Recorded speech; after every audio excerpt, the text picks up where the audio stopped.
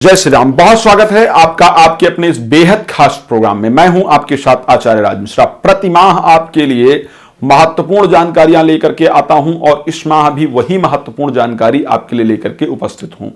जानकारी कौन सी? हम बात करेंगे हमारे मीन राशि के जो प्यारे जातक जातिका हैं, किस प्रकार व्यतीत होगा आपके लिए यदि मार्च के महीने को लेकर के देखा जाए, क्या ग्रहों की परिस्थितियां रहेंगी। तो आपके राशि स्वामी बृहस्पति और सूर्य गोचर करेंगे द्वादश भाव के अंतर्गत। एकादश भाव में शुक्र, शनि, मंगल और बुध चार ग्रह जाकर के गोचर करेंगे।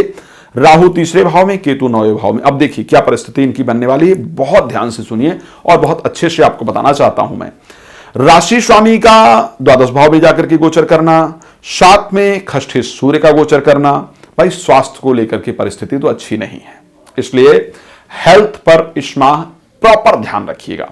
स्वास्थ्य की दृष्टि से चीजें खराब ना होने पाए, यह ध्यान रखने की आवश्यकता है। कार्य क्षेत्र में जो परिस्थितियां चल रही थी उसी प्रकार की चलने वाली है, कुछ खास बदलाव होता हुआ नहीं नजर आ रहा है।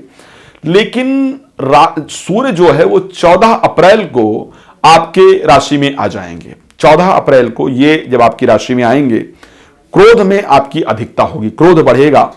मान सम्मान, पद प्रतिष्ठा, उच्च लोगों से मुलाकात भी इस समय पर जरूर होगी। मान सम्मान, पद प्रतिष्ठा और उच्चस्थ लोगों से मुलाकात होगी। लेकिन जब उच्चस्थ लोगों से मुलाकात होगी, पद प्रतिष्ठा, मान सम्मान मिलेगा, तो कुछ लोग उसके साथ चिढ़ने और जलने वाले भी तैयार हो जाएंगे, जिसके कारण पारिवारिक विवाद या रिलेशन में विवाद या आपस में विवाद इत्यादि की संभावना जो है वो निश्चित रूप से आपकी बनती हुई दिख रही है।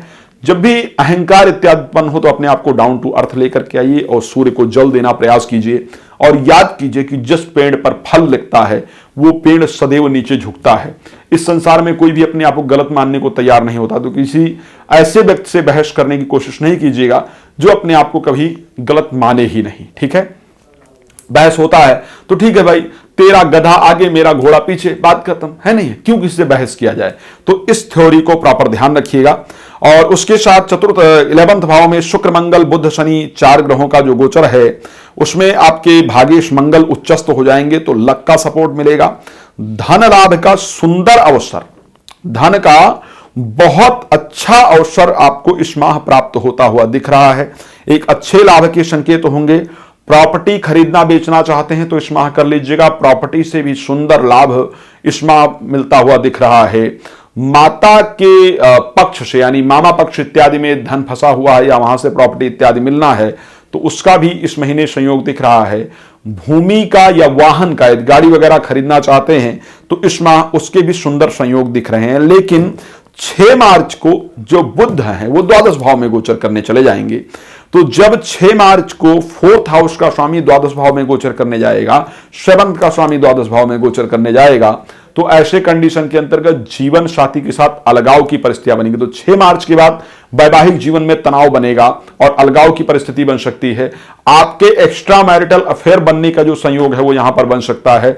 और 6 मार्च के बाद भूमि या वाहन से संबंधित कोई काम करते हुए बहुत सावधानी रखें, क्योंकि वहां पर धोखा इत्यादि प्राप्त होने का संयोग बनता है। 6 मार्च के बाद आपके स्थान के परिवर्तन का संयोग निश्चित रूप से बनता है, जहां पर आपका स्थान परिवर्तन हो सकता है। तो ये सब जो चीजें होंगी इन पर आपको विशेष रूप से ध्यान रखने की आवश्यकता होगी, ताकि आपको जो दिक्कतें हैं उनका सामना ना करना पड़े। तो 6 मार्च के बाद जो परिस्थिति है वो आपके लिए डिफरेंट होती हुई दिख रही है। यहां पर फिर 24 मार्च को फिर बुध जो है वो गोचर करके पहुंच जाएंगे आपके खुद के घर में। तो 24 मार्च के बाद जीवन साथी के साथ आपकी परिस्थितियां अच्छी होंगी और प्रॉपर्टी इत्यादि के फिर से लाभ होते हुए दिख रहे हैं। प्रेम संबंध का संयोग इस महीना जरूर बनेगा और प्रेमिका से या प्रेमी से बहुत रूठने मनाने वाला होगा करीब ये महीना। कुछ दिन संबंध अच्छे, फिर कुछ दिन संबंध खराब, तो इस प्रकार की परिस्थितियां उतार चढ़ाव वाली चलती रहेंगी। चलिए, अन्य कोई भी प्रश्न हो तो उस पर आप मुझे कॉल कर सकते हैं, बात कर सकते हैं। आप भी जानते हैं कि समय कम होता है, कितना लंबा राशिफल आपको दिया जाए।